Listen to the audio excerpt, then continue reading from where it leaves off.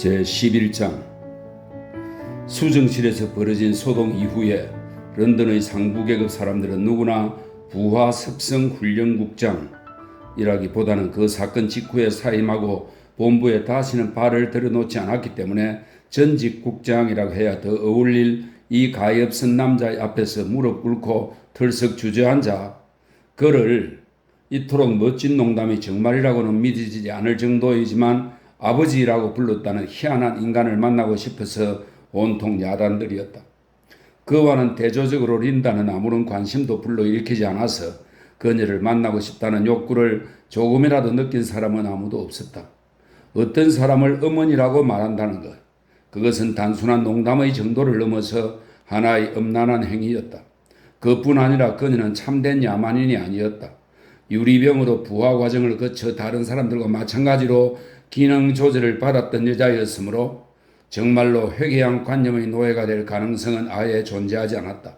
마지막으로 이것은 사람들이 불쌍한 린다와의 만남을 원하지 않았던 가장 큰 이유였는데 그녀의 겉모습이 문제였다. 뚱뚱하고 젊음을 상실했고 이가 상했고 안색이 반점으로 얼룩덜룩하고 그리고 포도니 맙소사 그 몸집 그녀를 쳐다보기만 해도 사람들은 구역질을 그렇다. 정말로 구역질을 느끼지 않을 수가 없었다. 그래서 최고위층 사람들은 린다를 보지 않겠노라고 단단히 마음먹었다.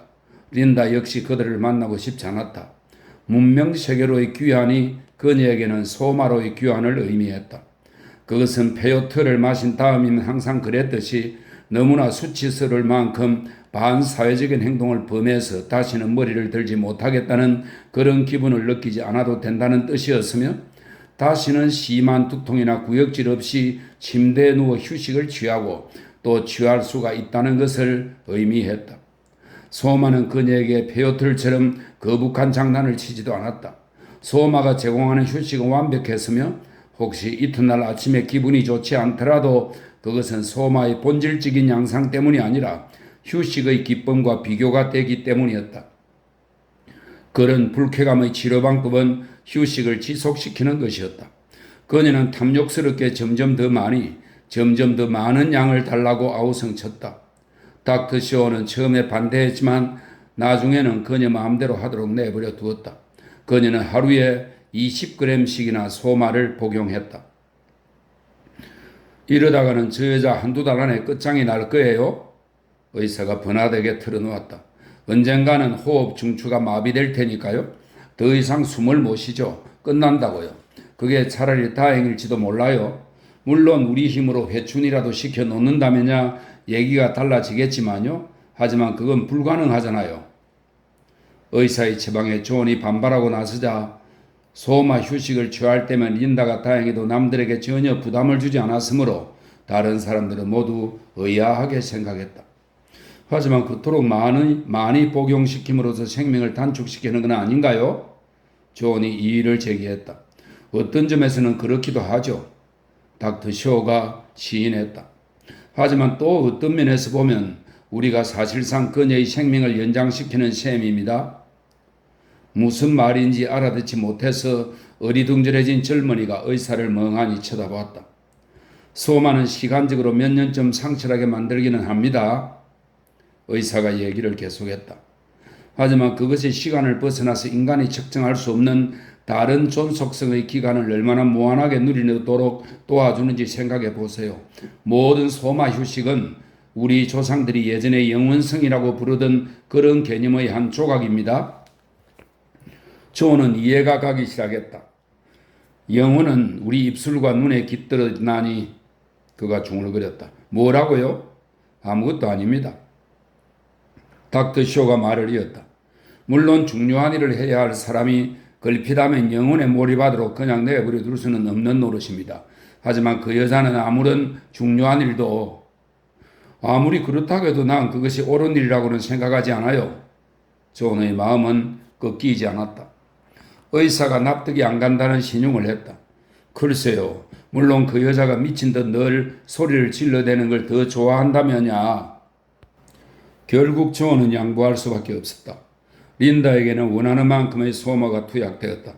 이때부터 그녀는 버나드의 아파트 37층에 배정된 그녀의 작은 방에서 계속 침대에 누워 라디오와 텔레비전을 항상 켜놓고 차족이 잎으로 만든 향유가 조금씩만 뚝뚝 떨어지도록 틀어놓고 손이 닿는 자리에 소마 정제들을 두고 지냈다. 그러면서도 그녀는 전혀 그곳에 존재하지 않았으니 그녀는 항상 한없이 멀리서 휴식을 취하는 중이었다.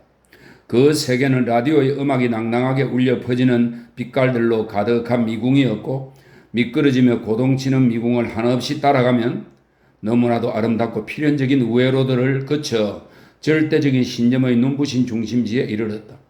그곳에 다다르면 텔레비전 상자에서 춤추는 영상들은 말로 표현하기가 불가능할 만큼 온통 감미로운 노래를 부르는 촉감 영화의 연기자들이었고 그곳에서는 뚝뚝 떨어지는 차족의 향유가 단순한 향기가 아니라 태양이기도 했고 100만 개의 색스폰이기도 했고 성교를 나누는 포페이기도 했다.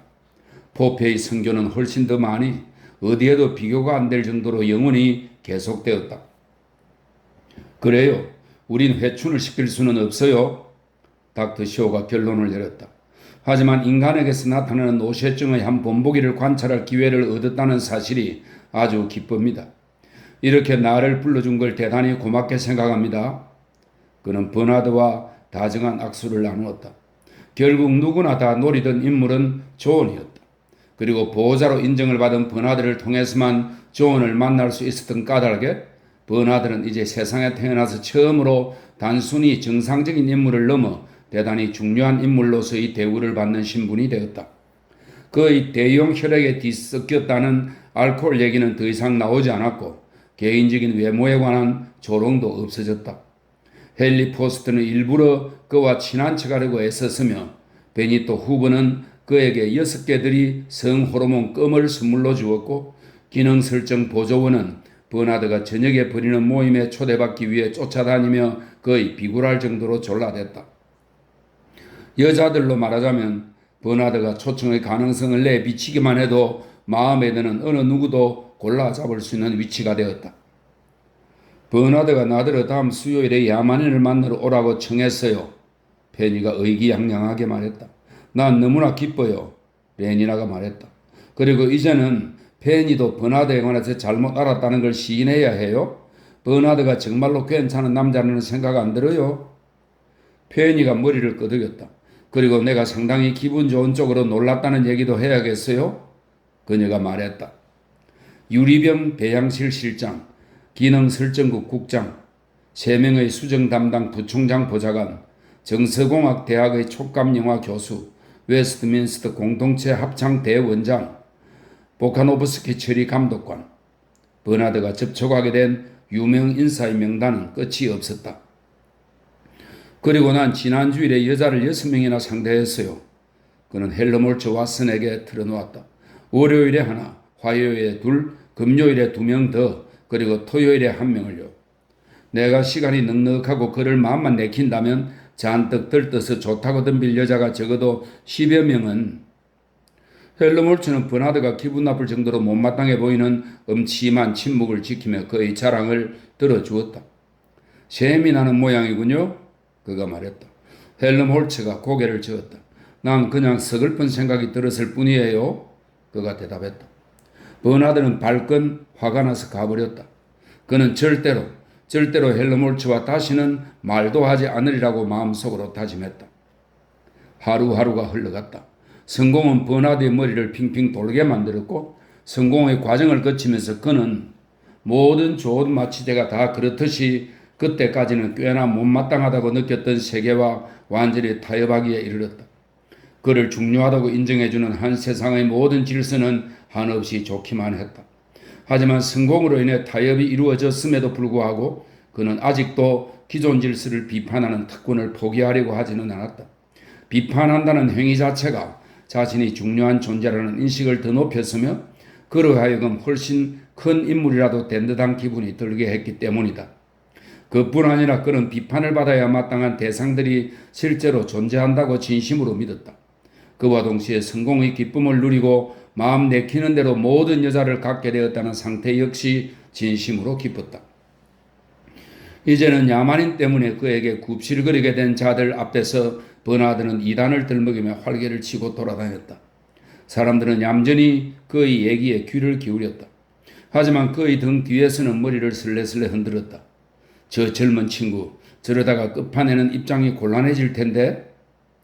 그들은 적당한 때가 오기만 하면 그의 종말이 좋게 끝나지 않도록 각별히 손을 쓰겠다는 경고를 더욱 은근하게 내비치며 말했다. 두 번째 공경에 빠졌을 때는 더 이상 구제해줄 야만인을 찾아내기가 쉽지 않을 테니까. 하지만 어쨌든 첫 번째 야만인은 건재했으며 그래서 그들은 버나드에게 공손했다. 그 때문에 버나드는 자신이 위대한 인물이라고 스스로 존재의 무게감을 느꼈으며 동시에 그는 공기보다도 더 가뿐해진 기분으로 의기양양하게 들떠 있었다. 공기보다도 더 가뿐해진 기분이에요? 버나드가 위를 가리키며 말했다. 기상대의 계류 기고가 그들의 머리 위로 높다랗게 떠서 하늘에 박힌 진주알처럼 햇빛을 받아 반짝였다. 앞에서 언급한 야만인에게 문명세계의 삶이 지닌 모든 양상을 보여주어야 하고 버나드의 지시 내용이었다. 조언에게 현재의 시점에서 그들이 보여준 문명세계의 삶은 체링 티타워의 성당단에서 내려다본 조감도였다. 역장과 상임 기상학자가 안내원 노릇을 했다. 하지만 정작 대부분의 설명을 주도한 사람은 버나드였다. 그는 마치 세계 통제관이라도 되는 듯한 태도로 도치감에 빠져 행동했다. 공기보다도 가뿐하게. 뭄바이 녹색 로켓이 하늘에서 내려왔다. 승객들이 내렸다. 황갈색 제복 차림의 일란성 드라비다. 드라비는 남부 인도 지역의 종족입니다. 일란성 드라비다. 쌍둥이 8명이 승객석의 8개의 창문으로 내다보았다. 이들은 승무원이었다. 시속 1250km입니다. 역장이 어색해서 말했다. 대단하다고 생각하지 않나요, 야만인 선생? 주어는 그만하면 아주 훌륭하다고 생각했다. 그렇기는 해도 말입니다. 그가 말했다. 아리엘은 본디 템페스트에 등장하는 정령입니다. 아리엘은 40분이면 지구를 한 바퀴 돌아요. 야만인은 문명세계의 발명품들에 대해서 믿어지지 않을 정도로 미미한 놀라움이나 경이감을 나타냈습니다. 버나드는 무스타파 몬드에게 보내는 보고서에 이렇게 기록했다. 의심할 나위 없이 이것은 부분적으로 린다라는 여자가 그런 사물에 대해 하는 얘기를 자주 들었다는 사실에서 기인하는데 그 여자는 그의 어입니다. 무스타파 몬드는 얼굴을 찡그렸다. 이 멍청이는 그 단어를 제대로 다 써놓으면 내가 비위가 뒤집혀 읽지도 못하는 줄 아는 모양이지. 그리고 또 한편으로는 그가 영혼이라고 일컫는 바에 대해서 관심이 집중되었기 때문인데 그는 영혼을 물질적인 환경과는 무관한 독립된 존재로서 간주하려는 관점을 고집하고 있습니다. 그래서 본인은 그에게 지적해 주기를 통제하는 문장들을 몇 개 건너뛰고는 보다 흥미있게 구체적인 내용을 찾기 위해 막 다음 장으로 넘기려다가 상당히 색다른 구절에 시선이 쏠렸다. 그렇긴 해도 본인은 문명화한 유아 상태의 삶이 지나치게 쉽고 편하다는 야만인의 견해나 그의 표현을 빌리면 정당한 대가를 충분히 치르는 삶이 아니라고 판단한 시각에 대해서 공감을 느낍니다. 그는 보고서를 읽어내려갔다. 그리고 이번 기회를 이용해서 포드님께 상기시켜 드리고 싶은 점이 무스타파 몬드의 유쾌한 기분은 당장 분노로 바뀌었다. 이 작자가 그에게 다른 사람도 아닌 바로 그에게 감히 준엄한 훈계를 하려고 덤빈다는 생각을 하니 정말로 너무나 괴이했다. 이 친구가 틀림없이 미쳐버린 모양이었다. 내가 버릇을 좀 고쳐줘야겠군. 그는 혼자말을 한 다음 머리를 젖히고 큰 소리로 웃었다. 어쨌든 지금 당장은 그럴 만한 때가 아니었다. 헬리콥터의 조명 장비들을 생산하는 자그마한 공장은 전기기구 회사의 자회사였다. 통제관이 발부한 회람 추천장은 마술 같은 효력을 지녀서 그들은 옥상에 내리자마자 기술 주임과 인력 관리 부장의 깍듯한 영접을 받았다. 하나하나의 과정은 저마다 가능한 한 단 하나의 보카노프스키 집단에 의해서 운영됩니다. 인력 관리 부장이 설명했다. 그리고 그런 방침에 따라 코가 납작하고 피부가 검은 단두형의 델타 83명이 냉각 아변 작업을 담당했다. 메브리크의 적황색 제복을 걸친 56명의 감마들이 4개의 굴대가 달려 철컥거리며 돌아가는 56대의 기계를 조작했다. 주물 공장에서는 뜨거운 열기를 견디는 훈련을 받은 107명의 세네갈계 엡실론들이 일했다. 두개골이 길고 모래빛깔 머리에 골반이 좁고 하나같이 키가 169cm에서 20mm 이내의 차이밖에 없는 33명의 델타 여자들이 나사못을 잘라내는 중이었다. 조립실에서는 감마 플러스 난쟁이를 들 두 집단이 발전기를 조립하고 있었다. 2개의 나지막한 작업대가 마주 배치되었고 작업대들 사이로 갖가지 부품들을 잔뜩 실은 운반대가 느릿느릿 이동했으며 47명의 금발머리와 47명의 갈색머리가 마주보고 도열했다. 47개의 들창크와 47개의 매부리고 47개의 움푹 들어간 턱과 47개의 튀어나온 턱. 완성된 기계들은 초록색 감마 제복 차림에 젓갈색 머리가 곱슬거리는 8명의 똑같은 여자들에게 검사를 받고는 다리가 짧고 왼손잡이인 34명의 델타 마이너스 남자들의 손으로 상자가 담겼다. 포장된 완제품은 눈이 푸르고 노르스름한 피부에 주근깨가 앉은 반백치 엡실론 63명에 의해서 대기하는 트럭과 짐차에 실렸다. 오 멋진 신세계여. 그의 기억력에 스며든 어떤 악의에 의해서 이기라도 한 듯 야만이는 자기도 모르게 미란다의 말을 되풀이했다. 오 그런 사람이 살아가는 멋진 신세계여. 그리고 꼭 알려드리고 싶은 게 있어요. 그들이 공장을 나서는데 인력관리 부장이 결론을 지었다. 우리는 직원들하고 거의 아무런 마찰이 없습니다. 우리들이 항상 느끼는 바로는 그러나 야만이는 갑자기 동행인들로부터 떨어져 나오더니 마치 그가 디딘 단단한 땅이 갑자기 꺼지기라도 한 듯 월계수 숲을 뒤로 가서 심한 구토를 했다. 야만이는 소마 복용을 거절하고 있으며 그의 어인 여성 린다가 한없이 휴식 상태로만 지내기 때문에 무척 상심한 듯 보입니다. 버나드가 보고서를 작성했다.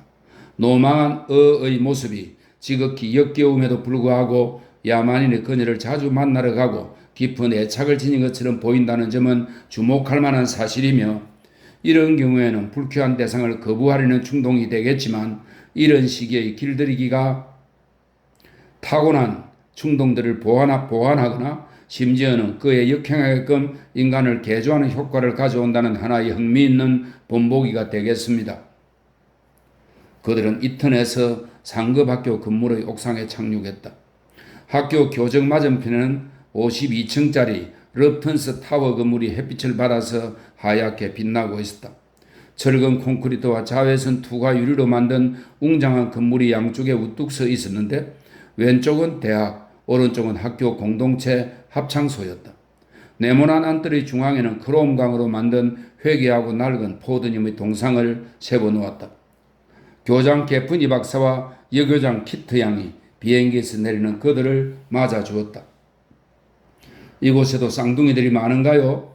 시차를 시작하면서 야만인이 꽤나 불안해하며 물었다. 오, 아닙니다. 교장이 대답했다. 이트는 상류계급의 소년들과 소녀들만을 위해서 마련된 학교입니다. 난자 하나에 성인 하나로 생산된 학생들이죠. 물론 그러면 교육시키기가 훨씬 어려우십니다. 하지만 그들은 예기치 못한 비상사태들의 책임감을 가지고 대처해야만 하는 신분이기 때문에 그것은 불가피한 일입니다. 그는 한숨을 지었다. 그러는 사이에 버나드는 키트 양에게 깊은 관심을 드러냈다. 혹시 월요일이나 수요일 아니면 금요일 저녁에 시간이 있으신지 모르겠습니다. 버나드가 말했다. 그리고 엄지손가락으로 야만인 쪽을 얼른 가리키며 아시겠지만 저 친구는 호기심이 많아서요 라고 덧붙였다. 괴짜거든요. 키트 양이 미소를 지으며 그는 그녀의 미소가 정말로 매혹적이라고 생각했다. 고마워요 라고 말했다. 그리고 그가 개최하는 파티에 기꺼이 가겠노라고 약속했다. 교장이 문을 열어주었다. 알파 더블 플러스의 교실에서 5분을 보내고 난 조는 약간 얼떨떨해진 모양이었다. 기초 상대성 이론이 도대체 무언가요? 존이 버나드에게 속삭였다. 버나드는 설명을 하려다가 생각을 고쳐먹고 다른 교실로 가는 편이 좋겠다고 제안했다. 베타 마이너스 지리 강의실로 뻗어있는 복도의 어느 문 뒤에서 짜랑짜랑한 소프라노가 하나 둘 셋 넷이라고 소리친 다음 짜증스럽게 지친 목소리로 말했다. 쉬어요. 메르스스식 세척이에요. 여교장이 설명했다. 이곳 여학생들은 물론 대부분 불임입니다. 나도 역시 불임이고요. 그녀는 버나드에게 미소를 지었다. 하지만 이곳에도 불임 처리를 하지 않은 여자가 800명가량 있어서 끊임없이 세척을 해야 합니다. 조는 베타 마이너스짜리 교실에서 야만인 보호구역이란 풍토나 지리적인 여건이 좋지 못하거나 전년자원이 부족하기 때문에 개화할 노력의 가치가 없다고 판단된 곳이라는 사실을 배웠다. 짤까닥 방이 캄캄해졌다. 그러더니 갑자기 선생의 머리 위 영사막에 아코마의 참회 수도의 수도사의 모습이 나타났다. 조은이 얘기를 들었던 그대로 그들은 우리의 성모 마리아님 앞에 엎드려 통곡했으며 십자가에 매달린 예수 앞에서 그리고 푸콩의 독수리상 앞에서 죄를 고했다. 젊은 이턴 학생들은 깔깔대며 시끄럽게 소리를 질렀다. 참회 수도사들이 아직도 통곡하면서 몸을 일으키더니 윗옷을 홀랑벗어 던지고는 매듭을 묶은 채찍으로 자신의 몸을 때리고 또 때리기 시작했다. 더욱 높아진 웃음소리에 녹음된 수도사들의 신음소리조차 들리지 않을 정도였다. 그런데 학생들이 왜 웃나요? 고통스러운 혼란에 빠진 야만인이 의아해서 물었다. 왜냐고요? 교장은 아직도 활짝 웃는 얼굴로 돌아보았다. 왜냐고요? 그야 물론 너무나 이상할 만큼 웃었기 때문이죠. 버나드는 영화에서 흘러나오는 침침한 빛을 틈타 전에는 완전히 캄캄한 어둠 속에서조차 감히 엄두도 못 냈을 대담한 행동을 감행했다. 새롭게 부여된 중요한 신분으로 인해 자신이 강력한 인물이 되었다고 느낀 그는 여교장의 허리를 팔로 끌어안았다. 그녀의 허리가 나긋나긋하게 응했다. 그가 한두 번쯤 도독 키스를 하고 한 번 슬쩍 꼬집어 주기까지 하려던 참에 덧문들이 짤깍거리며 다시 열렸다. 시차를 계속하는 게 좋겠군요. 키트양이 말하고는 문을 향해 걸음을 옮겼다. 그리고 이곳은 최면 교육 통제실입니다. 잠시 후에 교장이 말했다.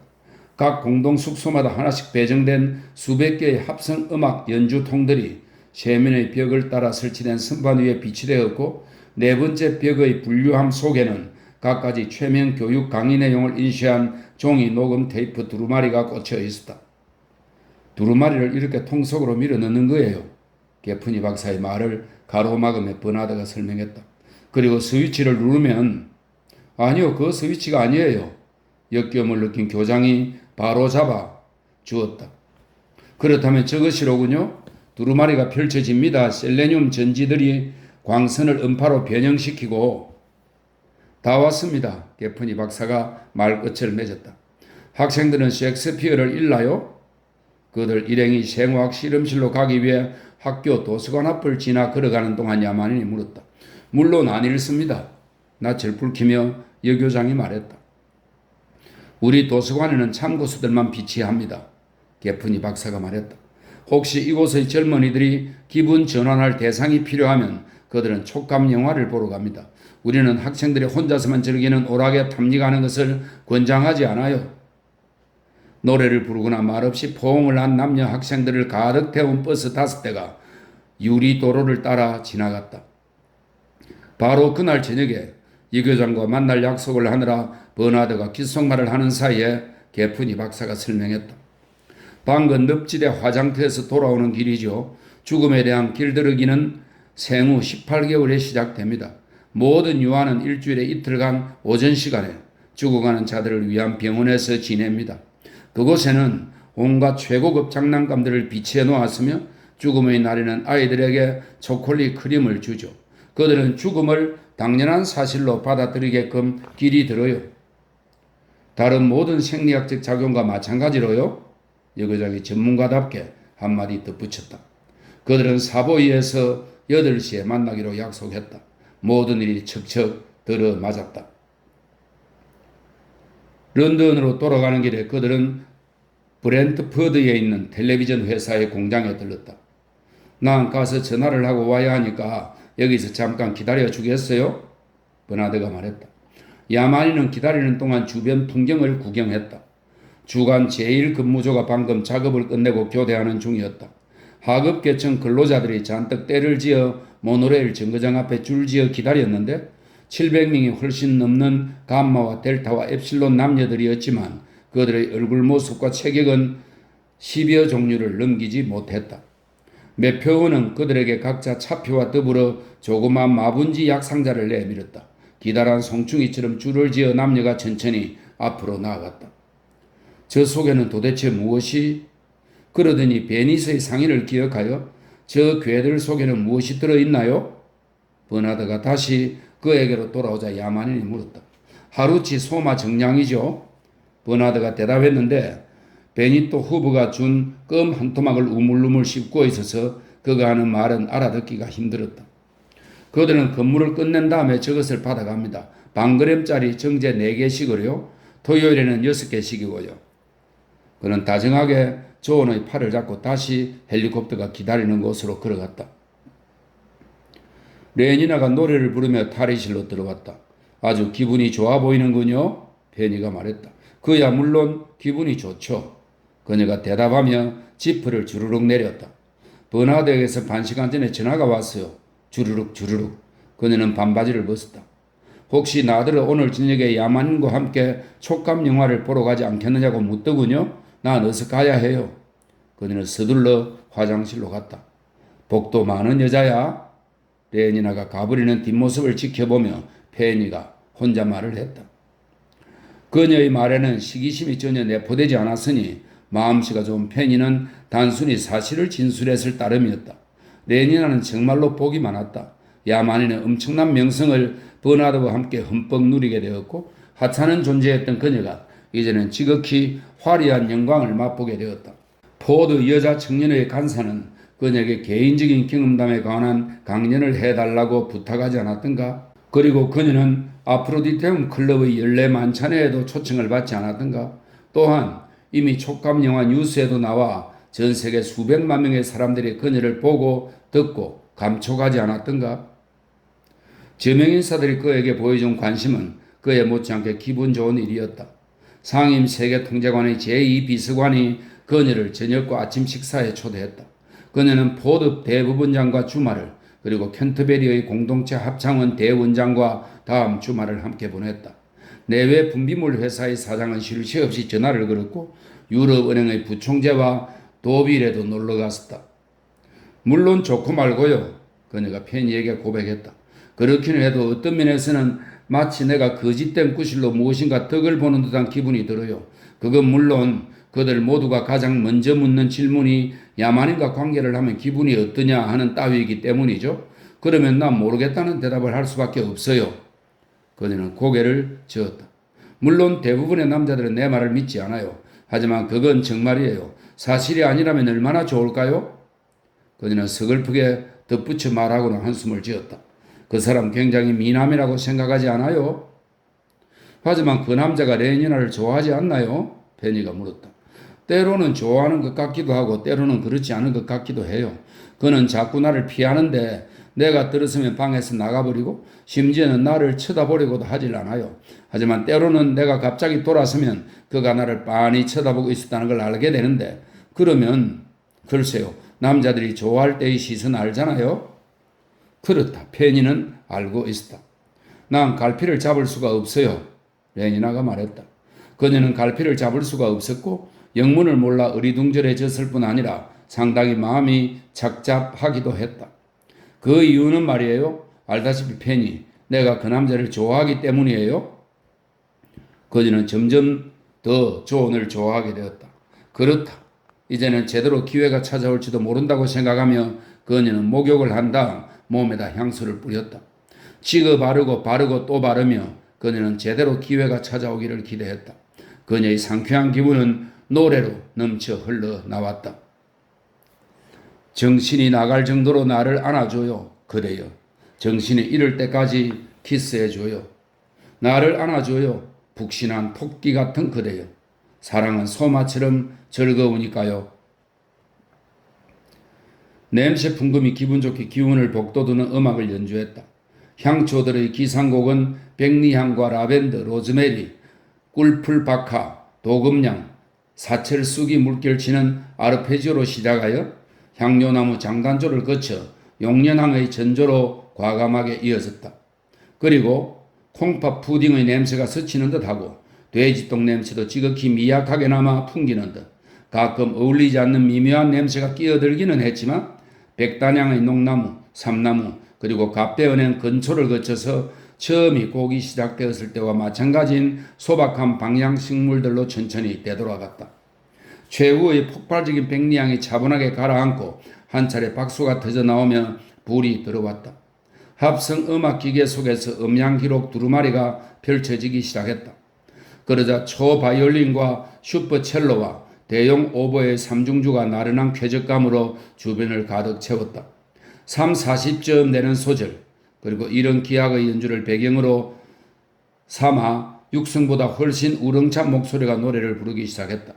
목청이 울리는 소리이기도 하다가 머리에서 울려나오는 소리이기도 하다가 피리처럼 공허한 소리이기도 하다가 그리움이 넘치는 화성들로 가득 차기도 하면서 가스파드 포스트의 극치에 이르는 저음에서부터 루크레치아 아우가리가 역사상 모든 가수들 가운데 혼자밖에 내지 못했던 파이라는 듯한 발성의 1770년 파르마의 국립 오페라 극장에서 모차르트를 놀라게 한 가장 높은 C음보다도 훨씬 높은 전음까지 아무 힘 안 들이고 훑어나갔다. 레니나와 야만이는 푹신한 턱실에 느긋하게 앉아서 냄새를 맡고 귀를 기울였다. 이제는 눈과 피부의 차례였다. 실내의 조명등이 꺼졌고 불타오르는 글자들이 어둠 속에서 떠오르더니 뚜렷하게 자리를 잡았다.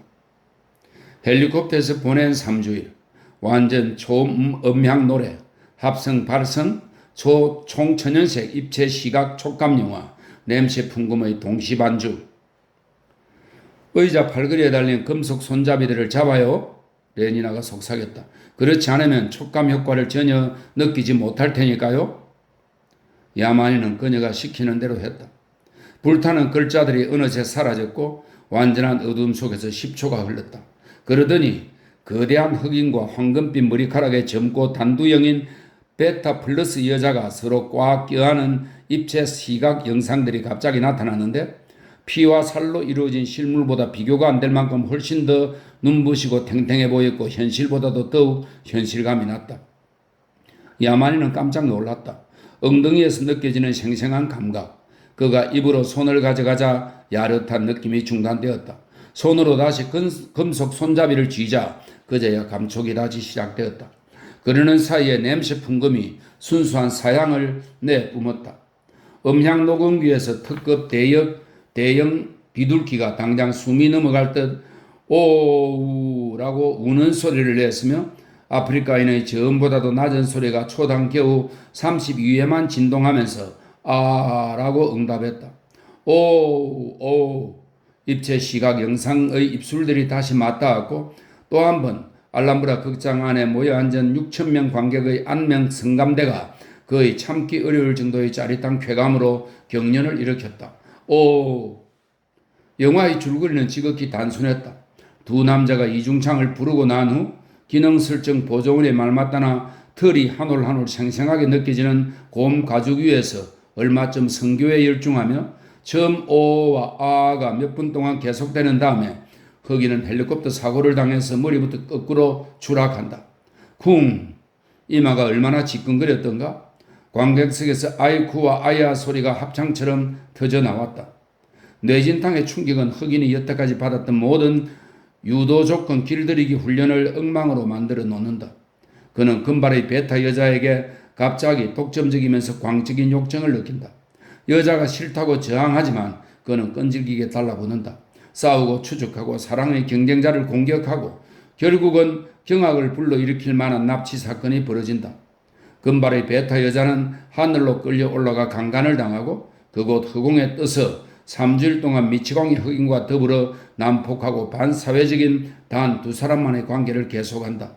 젊고 미남인 3명의 알파가 온갖 모험을 거치고 공중에서 여러 묘기가 벌어진 다음에야 마침내 그녀를 구출하는 데 성공한다. 흑인은 성인 재조정 길들이기 본부로 끌려가고 금발의 베타 여자는 그녀를 구출한 3사람의 애인이 된다는 얘기로 영화는 행복하고도 화려한 마무리를 지었다. 세 남자와 한 여자는 막간에 특급 관현악단 연주와 냄새 풍금에서 나오는 지자 향기에 맞춰 합성 사중창을 불렀다. 그러더니 곰가죽이 마지막으로 한 번 더 나타났고 색소폰들이 울부짖는 속에서 최후의 입체 시각 키스 장면이 희미해지다가 사라졌다. 최후의 짜릿한 전기 감각이 입술에서 파르르 떨렸다. 입술의 떨림은 죽어가는 나방처럼 점점 더 약하게 파닥였고 조용해지다가 결국 생명이 다한 듯 사라져갔다. 하지만 레니나는 나방이 완전히 죽었다고 느껴지지 않았다. 불들이 켜지고 수많은 사람들과 함께 성당길을 향해서 천천히 걸어가는 동안에도 영화의 은은한 감촉은 그녀의 입술에서 아직도 바닥거렸다. 그녀의 피부를 타고 흐르며 갈증과 쾌락이 미묘하고도 떨리는 자취를 남기고 계속해서 진동했다. 그녀의 두 뺨이 발갛게 상기되었고 두 눈은 이슬방울처럼 반짝였으며 호흡까지 거칠어졌다. 그녀는 야만인의 축 늘어진 팔을 잡고서 그녀의 허리에다 감고 꼭 눌렀다. 그는 잠깐 동안 그녀를 내려다 보았는데 그의 고통스럽고 창백한 얼굴에서는 욕망을 느끼면서 동시에 욕망을 부끄러워하는 표정이 역력했다. 자신에게는 그럴 만한 자격이 없다는 생각이 들었다. 두 사람의 시선이 잠깐 마주쳤다. 그녀의 시선이 얼마나 고귀한 보물들을 약속해 주고 있는가. 여왕이 베푸는 열정이라는 몸값. 그는 황급히 시선을 피하며 레니나의 손에 잡혀있던 팔을 빼냈다. 그는 자신이 부족한 인간이라는 인식을 느끼게 만드는 그녀의 존재 자체가 끝나버리지는 않을까 하는 막연한 두려움을 느꼈다. 난 당신이 그런 것들을 봐서는 안 된다는 생각이 듭니다. 과거에 이미 이루어졌거나 혹시 미래에 이루어질지도 모르는 그녀의 완전함에 대한 몰락의 탓을 레니나 자신보다는 주변의 환경 탓으로 서둘러 전가시키며 그가 말했다. 그런 것들이라뇨 존? 이런 한심한 영화 따위요. 한심하다요? 레니나는 진심으로 놀랐다. 하지만 난 영화가 좋았다고 생각하는데요. 그건 천박한 영화였어요. 그가 화를 내며 말했다. 천박한 영화였다고요. 그녀는 고개를 저었다. 난 당신이 한 얘기를 하나도 못 알아듣겠어요? 그는 왜 이토록 회개한 생각을 할까? 그는 왜 일부러 일을 망쳐 놓으려고 그렇게 애를 쓸까? 조는 택시 헬리콥터를 탄 후부터 그녀에게 눈길조차 주지 않았다. 겉으로 천명된 적이 없는 어떤 강력한 맹세에 속박되어 벌써 오래전부터 통하지 않는 어떤 법들을 따르느라 그는 시선을 돌리고 앉아 침묵을 지켰다.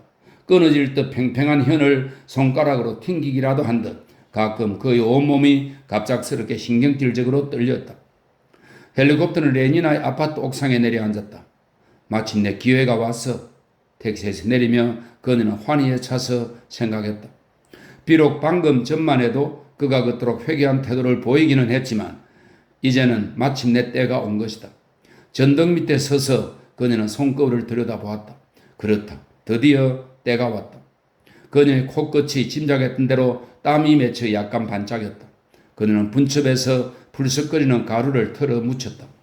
그가 택시 헬리콥터 값을 치르는 동안 얼굴을 매만질 시간이 겨우 났다. 그녀는 반짝거리는 부분에 분 가루를 문질러 바르며 생각했다. 조는 정말로 미남이야. 그러니까 버나드처럼 소심하게 굴 필요가 없어. 그렇기는 해도 다른 남자라면 누구라도 벌써 오래전에 그걸 했을 텐데 어쨌든 이제는 드디어 기회가 왔다고. 동그랗고 작은 거울 속에 담긴 얼굴이 그녀에게 미소를 지었다. 잘했어요. 그녀의 뒤에서 볼멘 목소리가 말했다. 레니나는 획 몸을 돌렸다. 조는 택시 문 옆에 서서 뚫어지라 그녀를 응시하고 있었는데 보안이 레니나가 콧등에 분을 바르는 동안 줄고 그녀를 지켜보고 있었던 듯하다. 도대체 왜 그랬을까?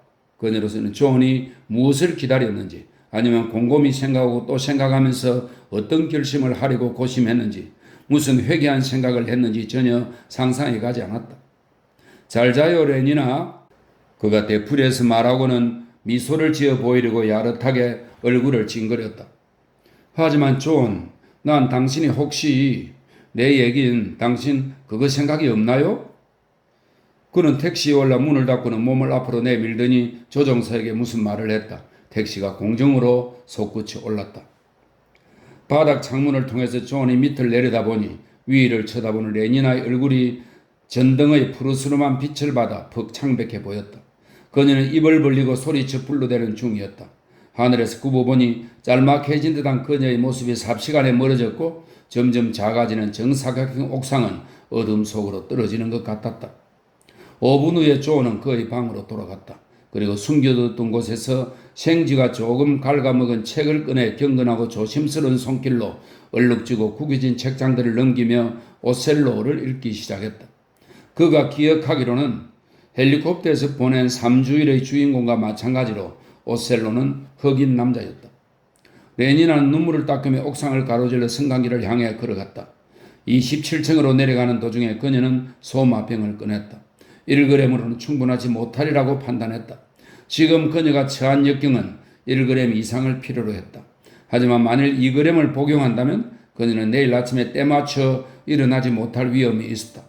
절충을 해야겠다는 생각에서 그녀는 오므린 왼쪽 손바닥에다 반그램짜리 정제 세알을 털어냈다.